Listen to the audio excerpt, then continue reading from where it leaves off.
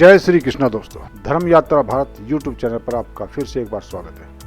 आज हम आपको ले चलते हैं गोवर्धन परिक्रमा पर। गोवर्धन परिक्रमा का हिंदू धर्म में बहुत ही बड़ा महत्व है। हिंदुओं का प्रसिद्ध तीर्थ स्थल गोवर्धन मथुरा से 26 किलोमीटर पश्चिम में डीग हाईवे पर स्थित है। कहा जाता है कि यहाँ के कण कण में भगवान श्री कृष्ण का वास है। यहाँ एक प्रसिद्ध पर्वत है जिसे गोवर्धन पर्वत अथवा गिरिराज कहा जाता है। यह पर्वत छोटे छोटे बालू पत्थरों से बना हुआ है। इस पर्वत की लंबाई 8 किलोमीटर है। हिंदू धर्म में मान्यता है कि इसकी परिक्रमा करने से मांगी गई सभी मुरादें पूरी हो जाती हैं। यह आस्था की अनोखी मिसाल है।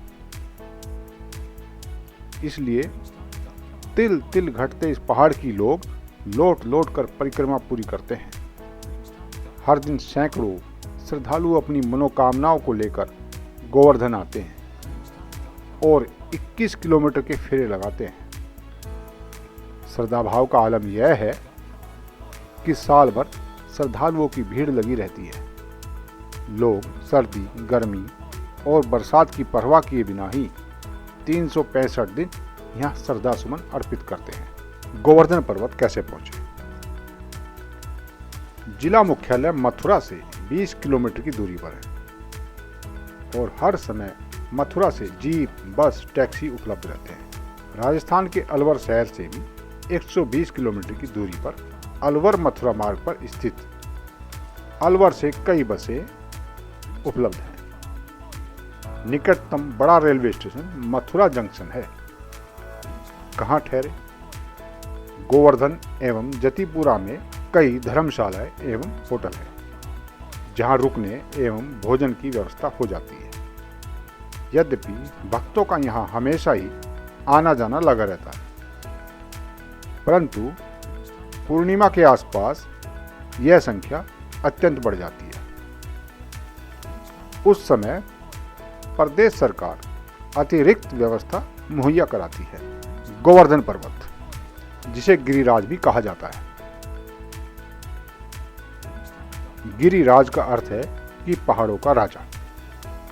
भौतिक दृष्टि से यह पर्वत से अधिक कुछ नहीं है, लेकिन जो भी श्री कृष्ण के जीवन की सत्य कथाओं को जानते हैं, उनको ये पता है कि इसका क्या आध्यात्मिक महत्व है। यह भगवान श्री कृष्ण की लीला स्थली है। यहाँ पर भगवान श्री कृष्ण ने द्वापर युग में ब्रजवासियों को इंद्र के प्रकोप से बचाने के लिए गोवर्धन पर्वत को अपनी तर्जनी उंगली पर उठाया था। गोवर्धन पर्वत को भक्तजन गिरिराज जी भी कहते हैं। गोवर्धन परिक्रमा मुख्यतः गोवर्धन पूजा, पूर्णिमा, एकादशी इस प्रसिद्ध दिन को भारी मात्रा में की जाती है। लेकिन गोवर्धन परिक्रमा आप कभी भी कर सकते हैं। उजाले पक्ष में ज़्यादातर गोवर्धन परिक्रमा की जाती है और पूर्णिमा आते आते यहाँ पर भीड़ काफ़ी बढ़ जाती है। गोवर्धन परिक्रमा को काफ़ी लोग जानते हैं और काफ़ी दूर से लोग आते हैं। इस परिक्रमा को लगाने के लिए कहते हैं। गोवर्धन भगवान हमारे कष्टों का पहाड़ उठा लेते हैं और हमें सही मार्गदर्शन करते हैं। गोवर्धन परिक्रमा का महत्व। गोवर्धन परिक्रमा श्री कृष्ण के भक्तों के लिए प्रेम को दर्शाता है। इस कलयुग में गोवर्धन गिरिराज जी महाराज की परिक्रमा बहुत ही महत्वपूर्ण मानी गई है। गिरिराज गोवर्धन की परिक्रमा श्रद्धालुओं के लिए सभी मनोरथों को पूर्ण करने वाली होती है। गोवर्धन पर्वत को योगेश्वर भगवान कृष्ण का साक्षात स्वरूप माना जाता है। गिरिराज गोवर्धन की यह परिक्रमा अनंत फलदायी व पुण्यप्रद होती है। गिरिराज गोवर्धन उत्तर प्रदेश के मथुरा जिले से लगभग 21 किलोमीटर की दूरी पर स्थित है। गिरिराज गोवर्धन पर्वत 21 किलोमीटर के परिक्षेत्र में फैला हुआ है। गिरिराज पर्वत की परिक्रमा 7 कोस 14 मील अर्थात 21 किलोमीटर की होती है।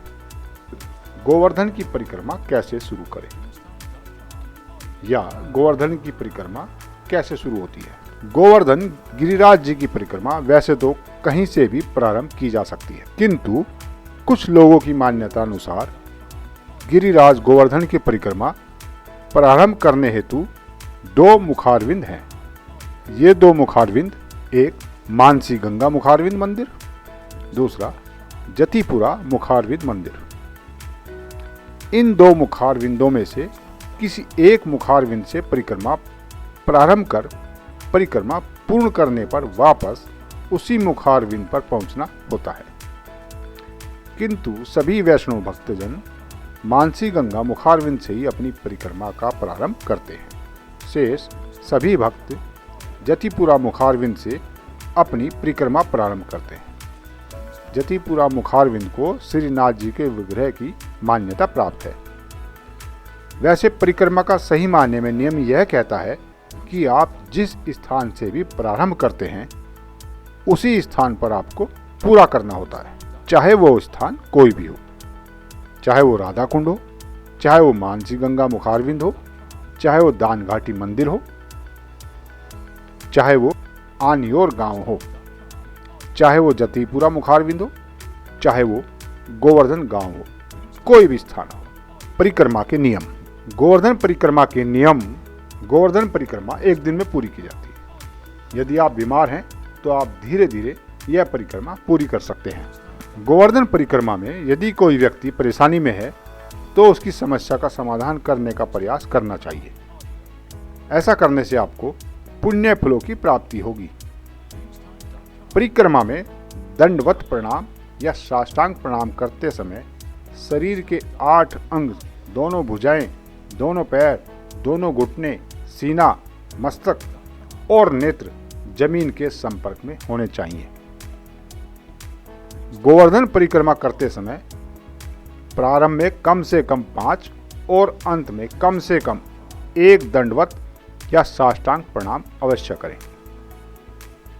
गिरिराज जी के कुंडों में स्नान करते समय साबुन, तेल व शैम्पू आदि का प्रयोग नहीं करना चाहिए। गिरिराज जी के कुंडों में स्नान करते समय विशेष सावधानी बरतनी चाहिए। गोवर्धन पर्वत की परिक्रमा प्रारंभ करने तथा पूरी करने का कोई निश्चित समय नहीं है। परिक्रमा दिन या रात में कभी भी प्रारंभ की जा सकती है, लेकिन आप जहां से परिक्रमा प्रारंभ करें आपको वहीं से परिक्रमा समाप्त करनी होगी। गोवर्धन पर्वत की परिक्रमा करते समय लगातार भगवान के नाम का जाप करते रहना चाहिए। शिव पुराण के अनुसार मनुष्य को तीर्थ स्थानों में सदा स्नान, दान व जप आदि करना चाहिए, क्योंकि स्नान न करने पर रोग और दान न करने पर दरिद्रता और जप न करने पर मुक्ता का भागी बनना पड़ता है। गोवर्धन पर्वत की परिक्रमा नंगे पैर की जाती है। परिक्रमा करते समय जूते, चप्पल ना पहने। अगर कोई व्यक्ति कमजोर हो या फिर कोई छोटा बच्चा साथ में हो तो रबड़ की चप्पल या फिर कपड़े के जूते का प्रयोग किया जा सकता है। गोवर्धन पर्वत की परिक्रमा करते समय किसी पर भी क्रोध नहीं करना चाहिए और ना ही किसी को अपशब्द या कटु वचन बोलने चाहिए। गोवर्धन पर्वत की परिक्रमा करते समय अहिंसा धर्म का पालन करें।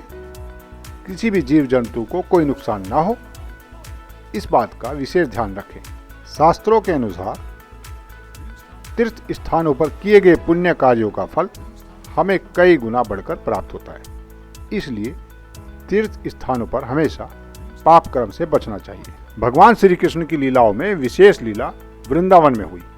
वो अद्भुत लीला थी, जिस लीला के कारण श्री कृष्ण का वो चमत्कार देख हजारों लाखों लोग आकर्षित होते हैं। भगवान श्री कृष्ण ने गोवर्धन पर्वत उठा लिया था। यह लीला कुछ इस प्रकार घटित हुई। कृष्ण बलराम रोज की तरह गायों को चराने गए।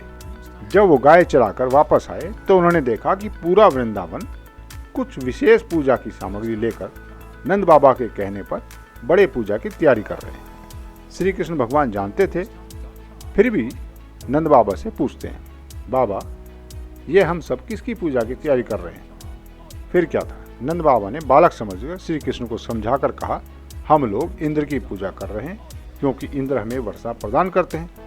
वर्षा के कारण हमारा खेत अच्छे से फलता फूलता है। कृष्ण जी ने कहा, वर्षा तो हर जगह होती है। वर्षा होती है तो खेतों पर भी पानी बरसता है। वर्षा होती है तो खेतों पर भी होती है। खेतों पर होती है तो समुद्र में भी होती है, हर जगह होती है। लेकिन सभी लोग तो इंद्र जी की पूजा नहीं करते, बारिश तो हर जगह होती है। इस प्रकार से तर्क दिया तो नंद बाबा कुछ बोल नहीं पाए। उन्होंने कहा कि यह पूजा कई पीढ़ियों से चली आ रही है, तो इसलिए हम भी कर रहे हैं। क्या इसका शास्त्रों में वर्णन है? यह हम लोग कई पीढ़ियों से करते आ रहे हैं। गोवर्धन परिक्रमा के लिए कब जाए? वैसे तो गोवर्धन की परिक्रमा के लिए साल भर श्रद्धालु आते हैं। हर महीने के शुक्ल पक्ष की एकादशी से पूर्णिमा रात तक परिक्रमार्थियों की संख्या लाखों में होती है और गुरु पूर्णिमा और दिवाली के अगले दिन गोवर्धन पूजा पर यहाँ आने वाले श्रद्धालुओं की गिनती नहीं की जा सकती। मान्यता है कि गोवर्धन पर्वत की परिक्रमा करने से मनुष्य को मोक्ष की प्राप्ति होती है। जो व्यक्ति चाहता है कि हमें भगवान श्री कृष्ण की भक्ति मिले, उसे गिरिराज जी की परिक्रमा अवश्य करनी चाहिए। गोवर्धन पर्वत की ऊंचाई लगभग 5000 साल पहले 30,000 मीटर हुआ करती थी, लेकिन अब शायद मात्र 30 मीटर रह गया। ऋषि के श्राप के कारण पर्वत रोज कम होता जा रहा है।